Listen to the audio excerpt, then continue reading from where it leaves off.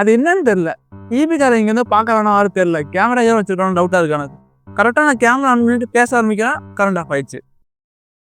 வாழ்க்கை போயிட்டு இருக்க நம்ம கையில் பேசுகிறேன். வணக்கம். நம்ம இன்னைக்கு எதை பற்றி பார்க்க போகிறோம் பார்த்தீங்கன்னா, உங்களை பற்றி தான். ஐ மீன் என்னை பற்றி தான். அதாவது ஹியூமன்ஸ். இப்போ நீங்கள் என்ன பண்ணுறீங்க, உங்ககிட்டே போயிட்டு நான் எப்படிப்பட்டவன் அப்படி சொல்லிட்டு நீங்கள் உங்ககிட்ட கேட்டு பாருங்களேன், உங்கள்கிட்ட என்ன பதில் வரும்? பொறுக்கி பெயர். இந்த உலகத்தில் பார்த்தீங்கன்னா மை டியர் ஃப்ரெண்ட்ஸ், 2 விதமான மக்கள் தான் இருக்காங்க. டைப் நம்பர் 1, தான் பண்ணுறது தப்புனே தெரியாமல் தப்பு பண்ணிட்டு இருப்பாங்க. அதாவது தற்கொலையாக போகிறது, தற்கொலையாகவே வாழ்ந்துட்டு இருப்பாங்க.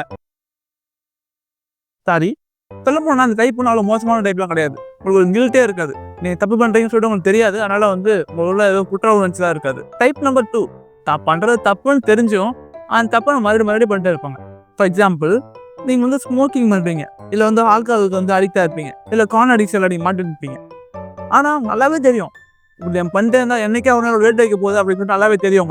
உங்களால் விடவும் முடியாது, அதை செய்யாமல் இருக்க முடியாது. சொல்லப்போனால் இப்போ நீங்கள் ஸ்மோக்கிங் இருக்குன்னு வச்சுக்கோங்களேன், அந்த ஸ்மோக்கிங் கொள்ளுதோ இல்லையோ உங்களுக்குள்ள ஒரு கில்ட் இருக்குது பார்த்தீங்களா, அந்த கில்ட்டை உங்களை கொண்டுடும். மனிதர்களுக்கு பார்த்தீங்கன்னா சோம்பேறித்தனம் ரொம்ப அதிகம். அடிக்கடி அவங்க சொல்கிற வார்த்தை என்ன தெரியுமா?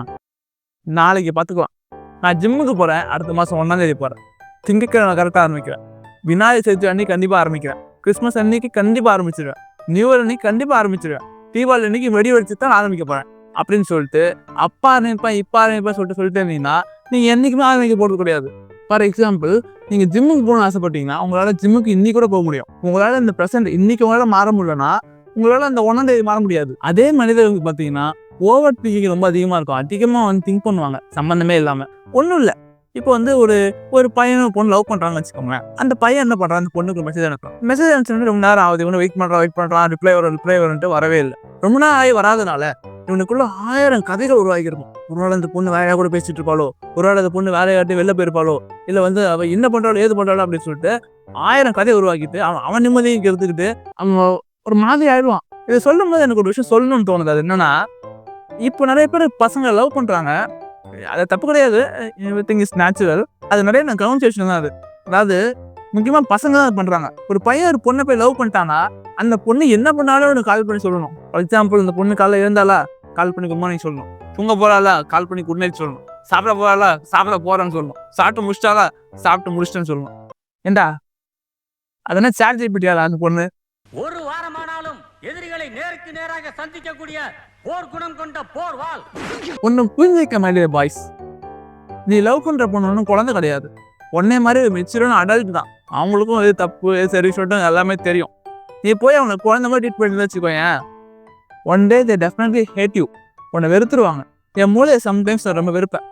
எப்போ தெரியுமா? நான் பசியில் இருக்கும்போது தான். ரொம்ப பசியில் இருப்பேன். எனக்கு பிடிச்ச சாப்பாடு பார்த்தீங்கன்னா அதில் இதுவும் ஒன்று, பரோட்டா. எப்போ நான் பசியில் இருக்கணும் அப்போல்லாம் பார்த்தீங்கன்னா எனக்கு அந்த பரோட்டா ஞாபகம் வந்துடும், வாயை எச்சு ஊற்ற ஆரம்பிச்சிடும். ஒரே ஆசையாக இருப்பேன். வீட்டுக்கு பார்த்தா சாம்பார் ஊற்றிருப்பாங்க. மனிதர்கள் பார்த்தீங்கன்னா இன்னும் ஈகோன்னு விஷயம் இருக்கு. அந்த ஈகோன்ற சொல்ல விஷயம் 10 வருஷத்துக்கு பார்க்க 20 வருஷத்துக்கு பையெல்லாம் வரும்னா கிடையாது. சாதாரண சிம்பிள் மேட்டர்லாம் ஈகோ வரும். நான் முன்னாடி சொன்ன மாதிரி தான், ஒரு பையன் என்ன பண்ணுறான், பொண்ணுக்கு மெசேஜ் அனுப்புறான். அந்த பொண்ணு ப்ளூட்டி ஊந்துச்சு. அந்த பொண்ணு படிச்சுட்டா. உங்களுக்கு இந்த வயிறு பற்றி எரியுது. நான் ஒரு மெசேஜ் பண்ணுறேன், ப்ளூட்டிக்கு ஊந்துச்சு, ரிப்ளை எங்க? நான் ஒரு கால் பண்ணுறேன், திருப்பி என் கால் பண்ணல. அதாவது மை டியர் ஃப்ரெண்ட்ஸ், உனக்கும் லைஃப்பில் வேலை இருக்க மாதிரி மற்றவங்களுக்கும் லைஃப்பில் வேலை இருக்கும். உன் மெசேஜ் ரிப்ளை பண்ணுறதான் வேலையை வச்சுட்டு இருந்தாங்கன்னா அவங்க லைஃப்பில் உருப்படவே முடியாது. மனுஷோட மூலன்றது பர்சன் மாறிட்டே இருக்கும். அது என் லைஃப்பில் நடந்துச்சு. நான் 7th படிக்கும் போது பார்த்தீங்கன்னா இந்த பெரிமீட்டர் ஏரியாலாம் மேக்ஸில் வரும் பார்த்தீங்களா, அந்த சப்ஜெக்ட் இருந்துச்சு. எங்கள் அப்பா சொல்லித்தரேன் வாடா அப்படின்னு சொல்லிட்டு சொன்னார். நானும் வாலண்டியராக போயிட்டேன். ரொம்ப கஷ்டப்பட்டேன். அன்றைக்கி ரொம்ப வேதனையாக இருந்துச்சு. எனக்கு ஒன்றுமே புரியல எனக்கு எங்கள் அப்பா சொல்லி கொடுத்தது. அடுத்த நாள் பார்த்தீங்கன்னா 7th எனக்கு மேக்ஸ் மிஸ், அவங்க பேர் இமாக்குலேட், இன்னுமே மறக்க முடியல. அவங்க ஒருத்தர் சொல்லி கொடுத்தாங்க எனக்கு. அந்த சாப்டர் எனக்கு அவ்வளோ ஈஸியாக புரிஞ்சிச்சு. அதாவது எங்கள் அப்பா சொல்லி கொடுத்ததும் எங்கள் மேம் சொல்லி கொடுத்ததும் ஒரே சப்ஜெக்ட் தான், ஒரே கணக்கு தான். ஆனால் எங்கள் அப்பா சொல்லி கொடுக்கும்போது எனக்கு புரியல, எங்கள் மேம் சொல்லி கொடுக்கும்போது எனக்கு புரிஞ்சிச்சு. அதாவது ஒரு மூளை யார் சொன்னால் சரியாக இருக்கும்னு சொல்லிட்டு நம்புதோ அவங்க சொன்னால் மட்டும் சரியாக இருக்கும். இதே என்னோட ஸ்கூல் லைஃப்லேயும் ஒரு இன்சிடென்ட் இருக்குது. அது என்னன்னா, நான் 8th ஸ்டாண்டர்ட் C-section படித்தேன். அப்போ பார்த்தீங்கன்னா ஸ்டாலின் சொல்லிட்டு ஒருத்தர் எனக்கு கிளாஸ் டீச்சராக இருந்தார். அவர் ரொம்ப பிடிக்கும் எனக்கு சொல்ல போனால். இங்கிலீஷில் பார்த்து பெருசாக மார்க்லாம் எடுக்க மாட்டேன் முன்னாடி வரைக்கும். அவர் என்ன சொன்னார், என்னோட இங்கிலீஷ் ஹேண்ட் ரைட்டிங்கை பார்த்துட்டு நீ அழகாக எழுதுறடா, இங்கிலீஷ் நல்லா படிப்ப போல அப்படின்னு சொல்லிட்டு ஒரு வார்த்தை சொன்னார். அவர் எதுக்கு சொன்னாருன்னு தெரியல. ஆனால் அவர் சொன்ன உடனே அடுத்த எக்ஸாம் வச்சாங்க. அதே எக்ஸாம்பிள் பார்த்தீங்கன்னா 197 மார்க் எடுத்தேன். எனக்கே ஆச்சரியம், அடையாளம் நம்ப முடியல. அதே ஸ்கூல் லைஃப்பில் பார்த்தீங்கன்னா ஒரு பேட் எக்ஸ்பீரியன்ஸ் ஒன்று இருக்குது. நான் 10th படிக்கும்போது எங்கள் ஸ்கூலில் பார்த்தீங்கன்னா 5th பீரியட் முடிஞ்சு லஞ்ச் பீரியட் வைப்பாங்க. லஞ்ச் பீரியட் முடிஞ்சதுக்கப்புறம் ½ hour பார்த்தீங்கன்னா அந்த ஹிந்து ஸ்டூடெண்ட்க்கு வந்து மாரல் கிளாஸ்னு வைப்பாங்க.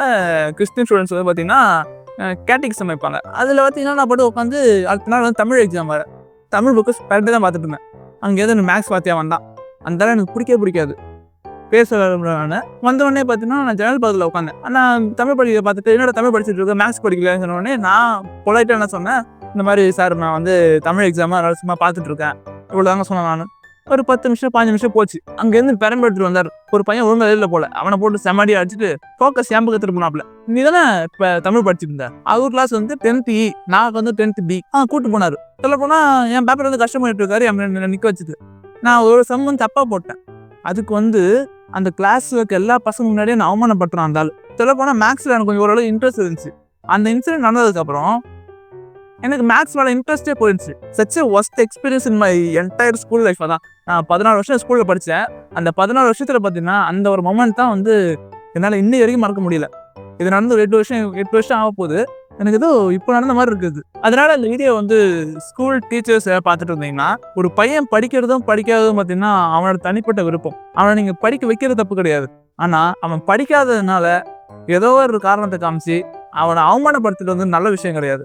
அது ஊண்டிங் ஆச்சுன்னா அந்த ஊண்டு சீக்கிரம் ஆறாது. எனக்கு ஆறாத மாதிரி. அதே மாதிரி இந்த வீடியோ பார்த்தீங்கன்னா ஒரு குழந்தையோட அப்பா இல்லை அம்மா பார்த்துட்டு இருந்தீங்கன்னா, don't compare your child with anyone else. யாரு கூடயும் பேச்சு கூட கம்பேர் பண்ணாதீங்க. எக்காரணத்துக்கு கொண்டு உங்கள் குழந்தைய கொண்டு போயிட்டு மற்றவங்க முன்னாடி இல்லை மற்ற குழந்தைங்க முன்னாடி அசிங்கப்படுத்துறதோ இல்லை பனிஷ் பண்ணுறதோ தயவுசெய்து பண்ணாதீங்க. ஏன்னா சின்ன குழந்தைங்கன்னா ஈஸியாக வந்து ஒரு விஷயத்துக்கு வந்து காயப்பட்டுருவாங்க. சின்ன வயசில் காயப்பட்டது எக்காரணத்துக்கு கொண்டும் அவங்களே நினச்சா கூட அது அந்த காயம் ஆறாது. அதனால் உங்கள் குழந்தை நீ கண்டிக்கணும்னு ஆசைப்பட்டீங்கன்னா தனியாக ஒரு இடத்துக்கு கூட்டு போய்ட்டு கண்டிங்க, தப்பு கிடையாது. எல்லா முன்னாடி கண்டிச்சிங்கன்னா அந்த குழந்தை தப்பை திருத்திக்காது, அந்த தப்பை இன்னும் சிறப்பாக பண்ணணும். அதனால மை டியர் ஃப்ரெண்ட்ஸ், நான் வந்து மனுஷனை பற்றி பேச சொல்லிட்டு என்னென்னமோ பேசியிருக்கேன் அந்த வீடியோவில். அதெல்லாம் கண்டுக்காதீங்க. உங்களுக்கு வீடியோ பற்றி கருத்துக்கள் தோணாலோ இல்லை வேறு ஏதாவது கண்டென்ட் நான் பேசணும் ஆசைப்பட்டாலும் மறக்க வந்து காமெண்ட் பாக்ஸில் மென்ஷன் பண்ணுங்கள். உங்களை கூடிய சீக்கிரத்தை இன்னொரு சந்திக்கிறேன். அது வரைக்கும் நம்ம எல்லாருக்கும் ஒரு சின்ன வாழ்க்கை தான். முடிஞ்ச சந்தோஷமாக பிடிச்சி செஞ்சுட்டு போயிட்டு இருந்தேன். Tata, bye, see you and cut.